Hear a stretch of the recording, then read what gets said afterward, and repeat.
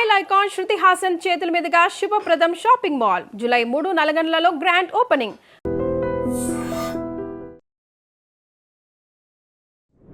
America, Israel, Iran ఒకరి మీద ఒకరు తీవ్రమైనటువంటి స్టేట్మెంట్లు చేసుకున్నారు. ఫినిష్ ద జాబ్ అనేటువంటి ఒక మాట తీవ్ర స్థాయిలో చర్చకు వచ్చింది. ఈ మూడు కంట్రీస్ ఏం చేయబోతున్నాయి, వరల్డ్ వార్ అనేది తప్పదా అనేటువంటి అనాలిసిస్లు ఎందుకు వినిపిస్తుంది? మళ్ళీ ఎందుకు మూడు కంట్రీస్ డిఫరెంట్గా ఆలోచిస్తున్నాయి? అవన్నీ కూడా మళ్ళీ సేమ్ యుద్ధాన్ని సూచిస్తున్నాయి. ఇది పాకిస్తాన్ చేసిన గేమ్. ఇది పాకిస్తాన్ ఈ డీల్ ఎట్టన క్లోజ్ చేయడానికి వాళ్ళు చేసిన తప్పులు. డ్రాఫ్టింగ్ ఎప్పుడు ప్రొఫెషనల్గా ఉండాలి. ఒక ఫుల్ స్టాప్ ఒక కామా ఇక్కడ అక్కడ జరిగిపోతే మొత్తం మీనింగ్ మారిపోతుంది. అదే జరిగింది. స్ట్రెయిట్ ఆఫ్ హార్మోస్లో చాలా క్లియర్గా ప్రెసిడెంట్ ట్రంప్ అంటున్నారు there will be a free flow of ships.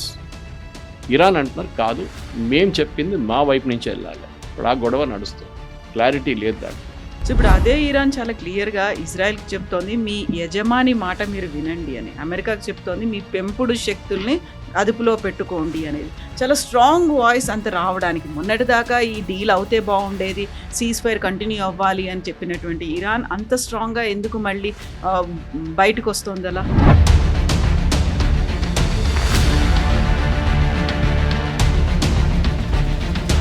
ఎందుకంటే ఓపెన్గా హెజ్బుల్లా థ్రెటన్ చేశారు, మా మీద మీరు ఆయుధాలు ఉంచుకోవడానికి ట్రై చేస్తే we will create a civil war in Lebanon.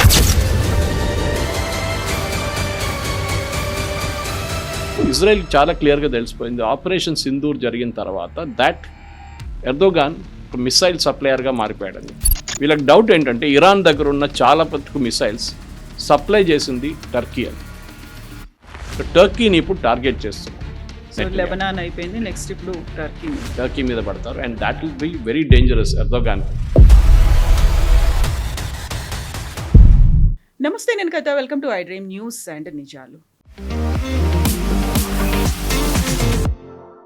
America, Israel, Iran ఒకరి మీద ఒకరు తీవ్రమైనటువంటి స్టేట్మెంట్లు చేసుకున్నారు. ఫినిష్ ద జాబ్ అనేటువంటి ఒక మాట తీవ్ర స్థాయిలో చర్చకు వచ్చింది. ట్రంప్ ఆ దిశగా ముందుకు వెళ్ళబోతున్నారు అనేటువంటిది వాల్ స్ట్రీట్ జర్నల్ ప్రముఖంగా ప్రచురించింది. At the same time Israel కూడా ఇప్పుడు ఉన్నటువంటి ఖమేనీ, మొస్తబా అలీ ఖమేనీని అంతం చేస్తాము అనేటువంటి మాటని ఇజ్రాయెల్ అంటుంటే, ఇరాన్ మాత్రం అదే తీవ్ర స్థాయిలో ఇజ్రాయెల్కి, అమెరికా కూడా వార్నింగ్స్ ఇస్తోంది. మీ పెంపుడు శక్తిని జాగ్రత్తగా అదుపులో ఉంచుకోండి అని అమెరికాకు చెప్తూనే, at the same time Israel కూడా మీరు హద్దులు మీరుతున్నారు అనేటువంటి మాటని, జాగ్రత్తగా ఉండండి అనేటువంటిది ఇరాన్ చెప్తుంది.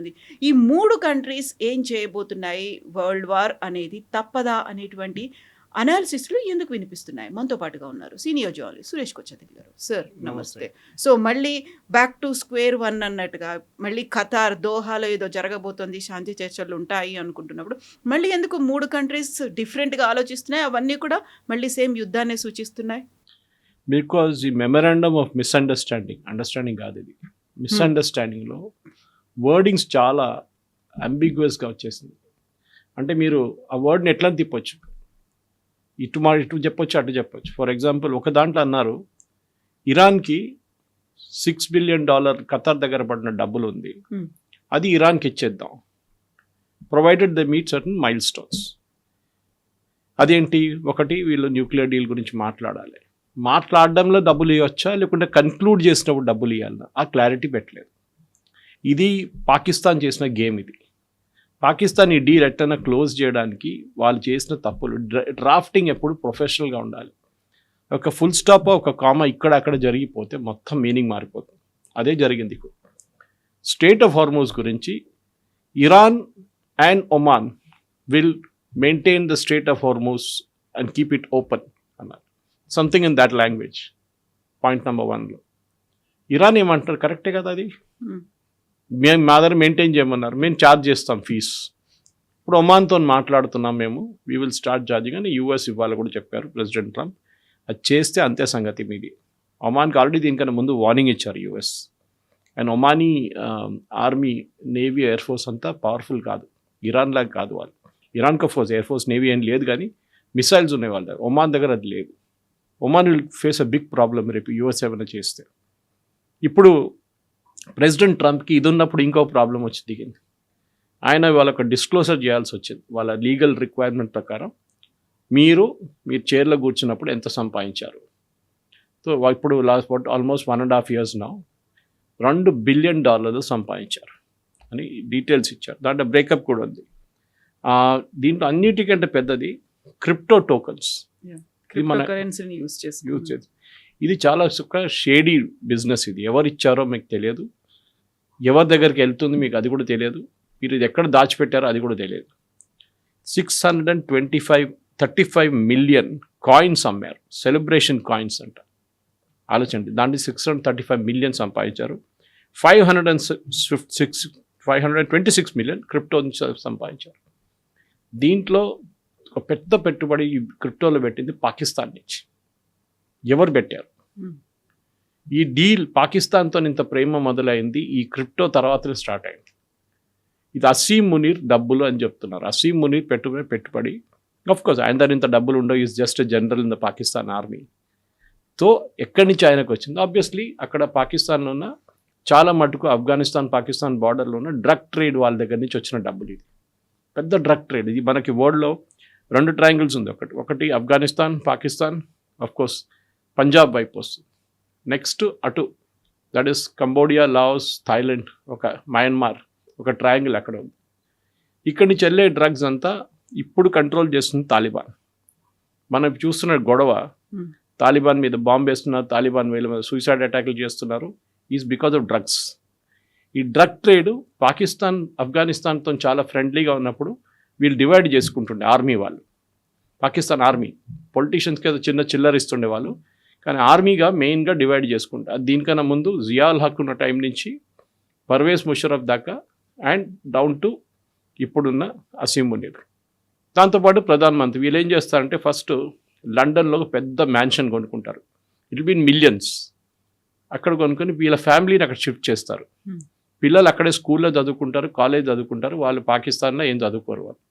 ఇది ప్రతి అయూబ్ ఖాన్ నుంచి అసీం మునీర్ దాకా, అప్పుడున్న లియాఖత్ అలీ నుంచి ఇప్పుడున్న షబాజ్ షరీఫ్ దాకా ప్రధానమంత్రులు అందరు చేస్తున్న పని.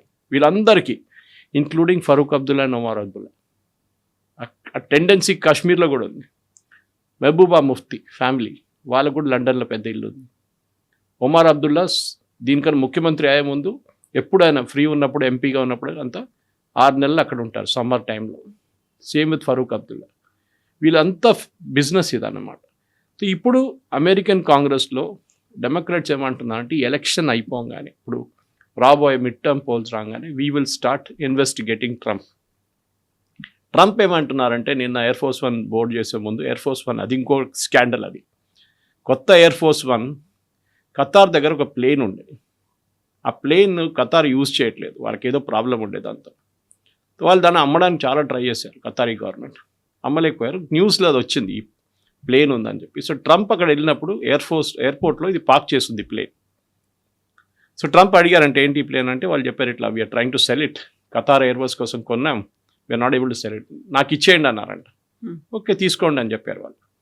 ఓకే ఇచ్చేయండి తీసుకోండి అంటే ఒక అమెరికన్ ప్రెసిడెంట్, మన దగ్గర కూడా ప్రధానమంత్రి గారు మోదీ గారు కానీ దానికన్నా ముందు మన్మోహన్ సింగ్ గారు కానీ అబ్రాడ్ వెళ్ళినప్పుడు వీళ్ళకి గిఫ్ట్స్ ఇస్తారు.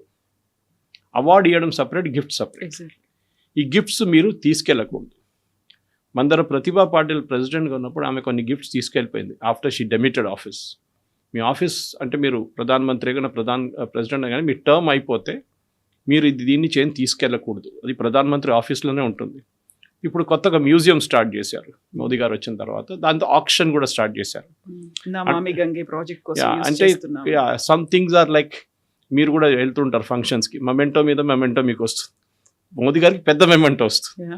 సో అన్నీ అక్కడ పెట్టుకోకర్లేదు కదా. సో సమ్ థింగ్స్ ఆక్షన్ చేసేస్తారు వాళ్ళు, అది రెగ్యులర్గా నడుస్తుంది. ప్రెసిడెంట్ ట్రంప్ ఏంటంటే ఆయన ఎక్కడ వెళ్ళినా కానీ ఆయనకు మెయిన్ గిఫ్ట్ ఇది క్రిప్టో కరెన్సీ నుంచి వస్తుంది. రీసెంట్గా హవర్డ్ లుట్నిక్ వాళ్ళ కామర్స్ సెక్రటరీ ఆయన కజాకిస్తాన్కి వెళ్ళి ఒక మైనింగ్ డీల్ సైన్ చేశారు.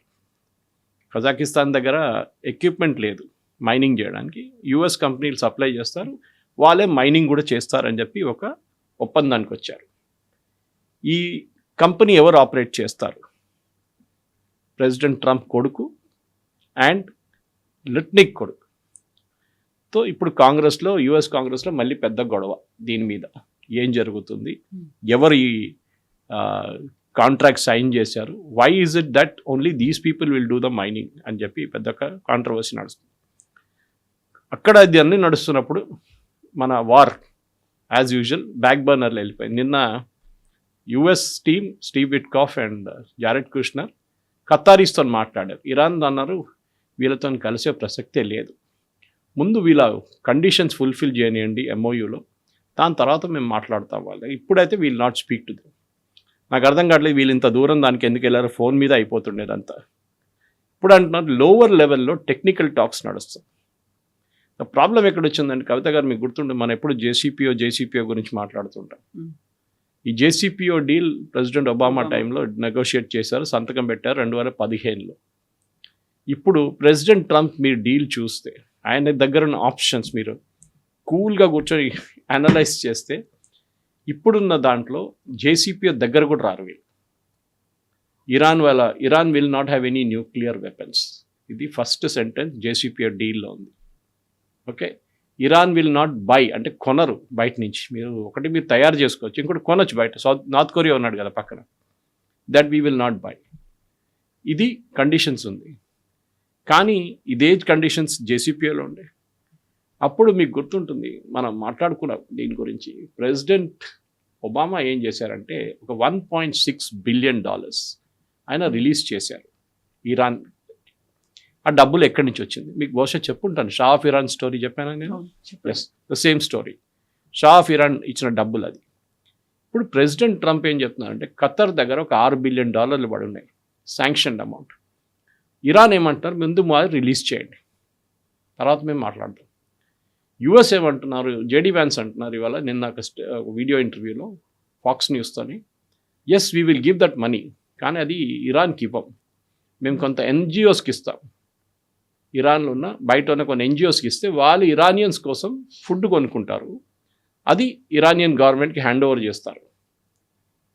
ప్రాబ్లం ఏంటి, ఇరానియన్ గవర్నమెంట్ దాన్ని అమ్ముకుంటారు, మళ్ళీ అదే డబ్బులు వాళ్ళకి వచ్చేస్తుంది, ఎక్కువ డబ్బులు అమ్ముకుంటారు. మీరు $1 తెచ్చుకుంటే వాళ్ళు $3 అమ్ముతారు ఇరానియన్ ప్రజలకి, ఎక్స్ట్రా అమౌంట్ వస్తుంది. So 6 billion will become $18 billion. ఇది వీళ్ళు అర్థం చేసుకుంటలేరు. ఇప్పుడు అది తెలిసినప్పుడు ప్రెసిడెంట్ ట్రంప్ మళ్ళీ ప్యానిక్ అయ్యాడు నిన్న. ఎందుకంటే అన్నిటికీ everybody is comparing with JCPO. అదే టైంలో స్ట్రైట్ ఆఫ్ హార్మోస్లో చాలా క్లియర్గా ప్రెసిడెంట్ ట్రంప్ అంటున్నారు there will be a free flow of ships. Iran అంటున్నారు కాదు, మేము చెప్పింది మా వైపు నుంచి వెళ్ళాలి. ఇప్పుడు ఆ గొడవ నడుస్తుంది, క్లారిటీ లేదు దాంట్లో. ఎందుకంటే సేమ్ ప్రాబ్లం, ఈ డ్రాఫ్టింగ్ ఇష్యూ. ఈ ఎంఓ ఎవరు డ్రాఫ్ట్ చేశారో వాళ్ళు 1.5 పేజెస్ ఉన్నాయి, ఎక్కువ కాదు. ఈ 14 పాయింట్లు మీరు 10-20 సార్లు చదివిన తర్వాతనే అక్కడ ఫుల్ స్టాప్ ఇక్కడ తీసేసి పెట్టాలని చేయలేదు వీళ్ళు. ఇప్పుడు ఖతార్ మాట్లాడుతున్నారు, పాకిస్తాన్ ఉన్నారు కానీ ఖతార్ మెయిన్ రోల్ ప్లే చేస్తున్నారు. నిన్న ఎవరు అడిగారు, I think it was an CNN only, ఎందుకు ఖతార్ని తీసుకొచ్చారు ఇప్పుడు. సో ప్రెసిడెంట్ ట్రంప్ని అడిగినప్పుడు Qatar is very powerful nation, వాళ్ళు ఇన్ఫ్లుయెన్స్ చేయగలరు ఇరాన్ అని చెప్పేసి. బేసిక్లీ జరిగిందంటే అంటే ఈ యుద్ధంలో ఒక 2-3 డీప్ ఫ్రాక్చర్స్ జరిగింది అక్కడ గల్ఫ్ జిసిసి కంట్రీస్లో. సౌదీ అరేబియా యుఎస్తో మాట్లాడలేదు ఇప్పుడు. We have nothing to do with US. In fact మీకు గుర్తుంటుంది ఎర్లీ బాంబింగ్ క్యాంపెయిన్ నడిచినప్పుడు సౌదీ అరేబియాలో ఉన్న బేస్ నుంచి సౌదీ కింగ్ ఏమన్నారు, you cannot take the planes from here, మీరు ఇక్కడ నుంచి ఫ్లై చేయకూడదు. అది పెద్ద ఇష్యూ అయిపోయింది, మీకు గుర్తుంటుంది. ప్రెసిడెంట్ ట్రంప్ అన్నారు నేను ఆపేశాను బాంబింగ్, ఎందుకంటే సౌదీ అరేబియా ఆపేశారు, యూఏఈ ఆపారు. సౌదీ అరేబియా ఏమంటున్నారంటే మీరు మీ బేస్ మీద దాడి చేసినప్పుడు మా దేశంలో మిగతా చోట్ల కూడా మా రిఫైనరీ మీదకి వచ్చి ఈ బాంబులు పడుతున్నాయి, we don't want to have anything to do with you, ఇరాన్తో మేము డైరెక్ట్ డీల్ చేసుకుంటాం. దానికోసం పాకిస్తానీ వాళ్ళు తెచ్చుకున్నారు. అప్పుడు యుఎస్ సజెస్ట్ చేశారు మీరు పాకిస్తాన్ తెచ్చుకోండి, so they have defence agreement. అదే టైంలో మీరు ఖతర్ని చూస్తే ఖతర్ ఏమంటున్నారు, మేము మీతోని మాట్లాడుతున్నాం కదా, మమ్మల్ని అటాక్ చేయకూడదు కండిషన్. సో 6 నెలలు వస్తే రేపు 6 నెలలు ఇంకా పొడిగిస్తే మళ్ళీ 6 నెలలు 2 సంవత్సరాల దాకా ఏ అటాక్ మా మీద ఉంటుంది. పాపం కువైత్ అండ్ బహ్రెయిన్ చాలా చిన్న దేశాలు, వాళ్ళ మీద విపరీతంగా దాడి చేస్తున్నారు ఇరాన్. ఎప్పుడైనా అమెరికా కొడితే వాళ్ళ మీద దాడి ఇమ్మీడియట్. ఇప్పుడు the divisions are very clear. UAE ఏమో ఇజ్రాయెల్తో వెళ్ళిపోయారు. ఇక్కడ సౌదీ అరేబియా ఏమో మేము ఇండిపెండెంట్గా ఉండిపోతాం, మాకు ఎవరితో సంబంధం లేదు, పాకిస్తాన్తోనూ ఒక ఒప్పందం ఉన్నారు. అటువైపు కువైత్ అండ్ బహ్రెయిన్ ఏం చేయలేకపోతున్నారు. ఈవెన్ దో బహ్రెయిన్లో అన్నిటికంటే క్రూషియల్ అయిన US 5th ఫ్లీట్ ఉంది అక్కడ, నేవీ వాళ్ళది, అది అక్కడ ఉంది, వాళ్ళ హెడ్ క్వార్టర్స్ అది. అక్కడే దాడి చేస్తున్నారు వీళ్ళు చాలా మటుకు. ఒమాన్ ఏమో అక్కడ లేని ఇక్కడ లేని పరిస్థితికి వచ్చేస్తారు. ఇరాన్తో వెళ్ళకపోతే ఇరాన్ విల్ డిక్టేట్ టర్మ్స్. ఈ యుద్ధంలో ఒక main lesson, one main advantage ఇరాన్కి ఏంటంటే మిగతా గల్ఫ్ కంట్రీస్ కన్నా మేము చాలా పవర్ఫుల్ అని వాళ్ళు తెప్పించుకున్నారు చాలా క్లియర్గా. They defended themselves well. Drones వాడుకున్నారు, మిసైల్స్ వాడుకున్నారు, ఇజ్రాయెల్ని కూడా వాడుకున్నారు వాళ్ళు. ఇజ్రాయెల్ బాంబింగ్ చేసినప్పుడు కూడా దే సఫర్డ్ ఎ లాట్, కానీ అప్పుడు కూడా వాళ్ళు దాని నుంచి బయటకు వచ్చారు. ఇజ్రాయెల్ మీద దాడి చేశారు, ఇజ్రాయెల్ డిస్ట్రక్షన్ చేశారు. గల్ఫ్ దేశాలకు ఏం చూపిస్తున్నారంటే చూడండి, మీరు అబ్రహాం అకార్డ్ సైన్ చేసి ఉంటారు, కానీ మమ్మల్ని చూడండి, మేము వీఆర్ స్ట్రాంగ్ టుడే. సో ఒక కొత్త పవర్ సెంటర్ తయారవుతుంది గల్ఫ్లో, అండ్ దట్ ఈస్ ఇరాన్. దాన్ని అక్కడ ఉన్న 2 గ్రూప్స్ నడుమిట్లో ఇప్పుడు పెద్ద గడవ నడుస్తుంది. One is the political group and one is the IRGC group. ఇది అక్కడ ఉన్న పెద్ద స్టోరీ. దీన్ని కొంచెం ఎక్స్ప్లెయిన్ కూడా చేయొచ్చు. సో ఇప్పుడు అదే ఇరాన్ చాలా క్లియర్గా ఇజ్రాయెల్కి చెప్తోంది, మీ యజమాని మాట మీరు వినండి అని. అమెరికాకి చెప్తోంది, మీ పెంపుడు శక్తుల్ని అదుపులో పెట్టుకోండి అనేది. చాలా స్ట్రాంగ్ వాయిస్ అంత రావడానికి, మొన్నటిదాకా ఈ డీల్ అవుతే బాగుండేది, సీజ్ ఫైర్ కంటిన్యూ అవ్వాలి అని చెప్పినటువంటి ఇరాన్ అంత స్ట్రాంగ్గా ఎందుకు మళ్ళీ బయటకు వస్తుంది అలా? ఎందుకంటే ఇప్పుడు ఇజ్రాయెల్ యుఎస్ని పట్టించుకోవట్లేదు, చాలా క్లియర్. US అన్నారు సౌత్ లెబనాన్ మీరు వెకేట్ చేయాలన్నారు. Israel said no way. In fact నిన్న Netanyahu was there in south Lebanon. వాళ్ళ ఆర్మ్ ఫోర్సెస్ని కలిసి వాళ్ళ యొక్క క్రిటిసిజం ఏముండే అంటే ప్రెసిడెంట్ ఒబామా మీద అక్కడ publicly first time arm forces వాళ్ళు మాట్లాడడం మొదలుపెట్టారు, ఎస్పెషలీ సోల్జర్స్. వాళ్ళు అన్నారు, మాకు కనిపిస్తుంది హెజ్బుల్లా వాడు ఒక హ్యాండ్ హెల్డ్ మిసైల్ తీసుకొని తిరుగుతున్నాడు అక్కడ, అది మా మీద కూడా కొట్టచ్చు, కానీ మా దగ్గర ఏం చెప్పారు, సీజ్ ఫైర్ ఉంది, మీరు ఫైర్ చేయకూడదు అన్నారు. Don't attack unless you are attacked. అంటే వాడు అటాక్ చేసి మమ్మల్ని చంపేసిన తర్వాతనే మేము రియాక్ట్ కావాలని చెప్పి ఒక పెద్ద క్యాంపెయిన్ నడుస్తుంది. ఇజ్రాయలీ ప్రజలు అండ్ ఇజ్రాయలీ ఆపోజిషన్ పార్టీస్ కూడా ప్రైమ్ మినిస్టర్ నెటన్యాహు గారు ఏమని అడిగారంటే, మీరెందుకు వీళ్ళ చేతులు కట్టేస్తున్నారు వెనుక, and then you're asking them to fight. So నిన్న చాలా క్లియర్ చెప్పారు, you don't need to wait for any permission నా దగ్గర నుంచో డిఫెన్స్ మినిస్టర్ దగ్గర. మీకు యాజ్ ఆన్ గ్రౌండ్ మీరు కమాండర్, మీకు అనిపించింది there is a threat, take action. Israel చాలా క్లియర్గా చాలా స్మార్ట్గా ఒక ఒప్పందం చేశారు, మనం మాట్లాడాం దాని గురించి, విత్ లెబనన్. హెజ్బుల్లాతో కాదు, లెబనన్తో ఒక ఒప్పందం చేశారు. What does that agreement say? Lebanon south లెబనన్లో ఉన్న కొన్ని చోట్లలో లెబనీస్ ఆర్మీ టేక్ ఓవర్ చేసుకుంటారు ఇజ్రాయెల్ దగ్గర నుంచి. వాళ్ళ టెరిటరీ కాదు అది. టేక్ ఓవర్ చేసుకున్న తర్వాత వాళ్ళు అక్కడున్న హెజ్బుల్లా కానీ బేరూట్లో ఉన్న హెజ్బుల్లాని డిసామ్ చేస్తారు. అది ఇంపాసిబుల్. మనం గాజాలో చూసాం, గాజాలో కూడా ప్రెసిడెంట్ ట్రంప్ చాలా పెద్ద స్టైల్లో నేను అక్కడ మెడిటరేనియన్ రిసార్ట్ కట్టబోతున్నాను, ఏంది అది బోర్డ్ ఆఫ్ పీస్ అని చెప్పి ఒకటి తయారు చేసి, అది ఎక్కడ పోయిందో తెలియదు ఎవరికి. ఇప్పుడు ఏం కాలేదు గాజాలో అగైన్ పాలెస్టీనియన్ అథారిటీ అక్కడ ఉన్న హమాస్ టెర్రరిస్ట్ని డిసామ్ చేయాలంటే, అంటే వాళ్ళ ఆయుధాలు తీసుకోవాలంటే వాళ్ళని సరెండర్ చేయాలంటే జరగదు. అక్కడ కూడా ఇక్కడ కూడా జరగదు. ఇన్ఫ్యాక్ట్ హెజ్బుల్లా ఓపెన్ థ్రెట్ ఇచ్చారు లెబనీస్ ఆర్మీకే. లెబనీస్ ఆర్మీ అంటే చాలా వీక్, అది మీరు మా దగ్గర ఎట్లాంటి ఏమైనా ట్రై చేస్తే మీ సంగతి అంతే అని చెప్పి చాలా క్లియర్గా చెప్పారు. Don't ever try that with us, మేము నడిపిస్తున్నాం ఈ దేశం అని చెప్పి. ఇప్పుడు లెబనీస్ ప్రెసిడెంట్ ఆయన చాలా పెద్ద స్పీచ్లు ఇచ్చిండు దీనికన్నా ముందు, ఇలా వాషింగ్టన్కి వెళ్ళినప్పుడు, మేము అది చేస్తాం, మేము ఇది చేస్తాం. Now he has to walk the talk. ఆయన చేయలేరు. చాలా ఇజ్రాయెల్ చాలా స్మార్ట్గా యూఎస్కి ఏం చూపించారంటే, చూడండి మీరే చెప్పారు కదా సిరియా చూసుకుంటారు హెజ్బుల్లాని, సిరియన్ ప్రెసిడెంట్ దగ్గర చెప్పారు, ఇది ఫార్మర్ ఐసిస్ టెర్రరిస్ట్ అని.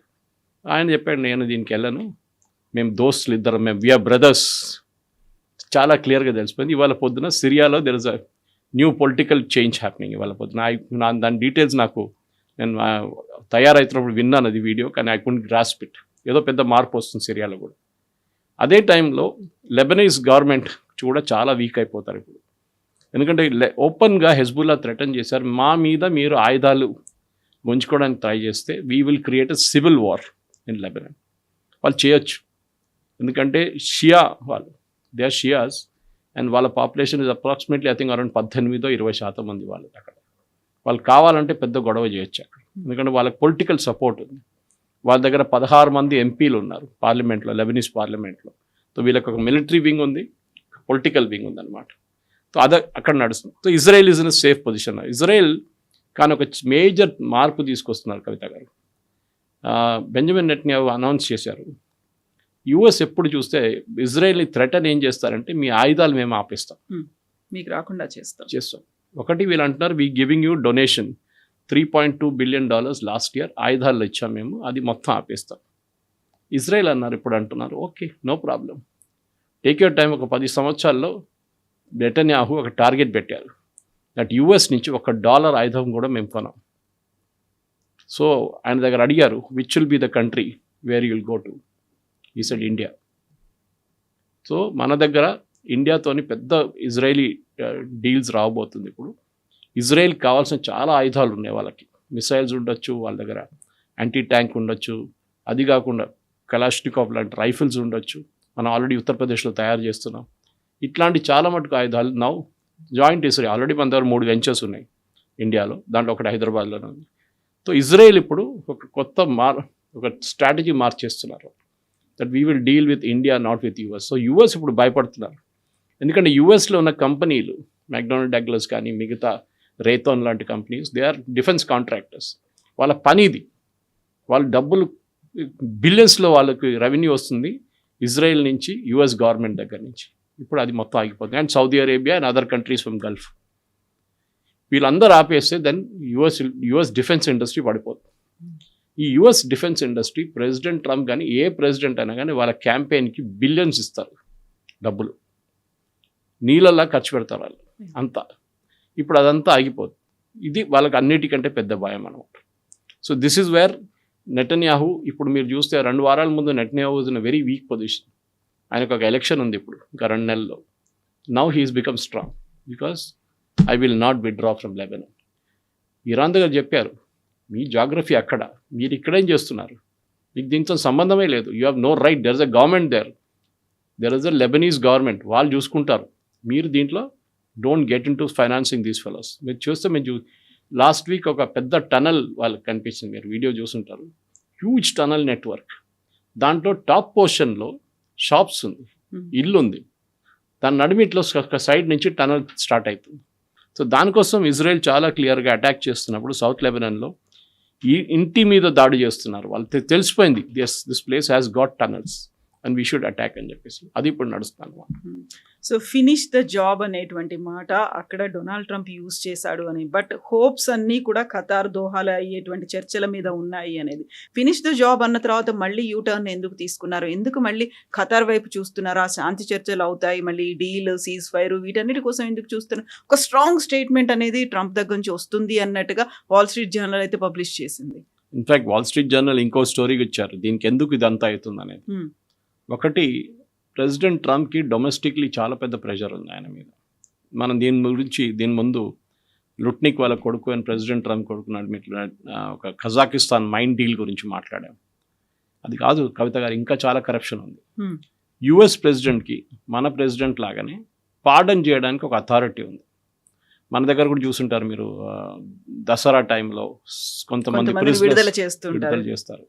ఓకే, అక్కడ ఫైనాన్షియల్ క్రైమ్స్ ఎక్కువ, అక్కడ మర్డర్ అండ్ రేప్ కాదు పక్కన పెట్టేస్తాం, ఫైనాన్షియల్ క్రైమ్స్ చాలామంది ఇన్వాల్వ్ ఉంటారు. వాళ్ళని శిక్షించి జైలు పంపించారు.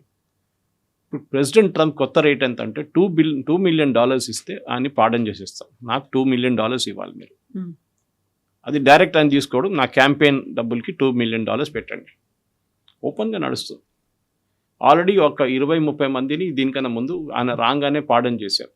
And most of them where they involve in that capital మీద అటాక్ జరిగింది చూడండి లాస్ట్ టైం ఎలక్షన్ రిజల్ట్ వచ్చిన తర్వాత, వాళ్ళు పోలీసుల మీద అటాక్ చేసిన వాళ్ళు ఇప్పుడు $2 మిలియన్ ఇవ్వాలన్న కొత్త రేట్ అనమాట. ఇది కాకుండా ఈయన స్టాక్ మార్కెట్లో డీల్ చేసేటప్పుడు యూజువల్లీ యుఎస్ ప్రెసిడెంట్ వచ్చినా కానీ వాళ్ళకు ఒక కంపెనీ ఉంటుంది, వాళ్ళది ఏదో ఒక ఇన్వెస్ట్మెంట్ కంపెనీ ఉంటుంది. ఇప్పుడు అందరికి స్టాక్ మార్కెట్లో ఇన్వెస్ట్మెంట్ ఉంటుంది. వీళ్ళు ఏం చేస్తారంటే దానికి ఒక ట్రస్ట్కి ఇచ్చేస్తారు అండ్ ఒక ఫైర్ వాల్ పెడతారు. మేము మీకు ఏం ఇన్స్ట్రక్షన్స్ ఇవ్వము, మీరు మెయింటైన్ చేసుకోండి, డబ్బులు మంచిగా సంపాదించుకోండి, నా డబ్బులు అది వేస్ట్ చేయకండి.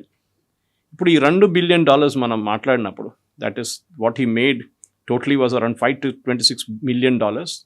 అన్నీ కలుపుకుంటే ఇట్ ఇస్ అబౌట్ $2 billion సంపాదించారు ప్రెసిడెంట్ ట్రంప్ లాస్ట్ 1.5 yearsలో. దీంట్లో 327 పర్చేసెస్ స్టాక్ మార్కెట్లో మీరు ఇన్స్ట్రక్షన్స్ ఇవ్వాల్సి వస్తుంది, మీరు కొనండి, మీరు అమ్మండి అని చెప్పేసి. ఈ లిబరేషన్ డే టారిఫ్ తీసుకొచ్చి దాన్ని తగ్గించినప్పుడు ప్రెసిడెంట్ ట్రంప్ షేర్ కంపెనీ వాళ్ళు 327 పర్చేసెస్ చేశారు ఆ రోజు.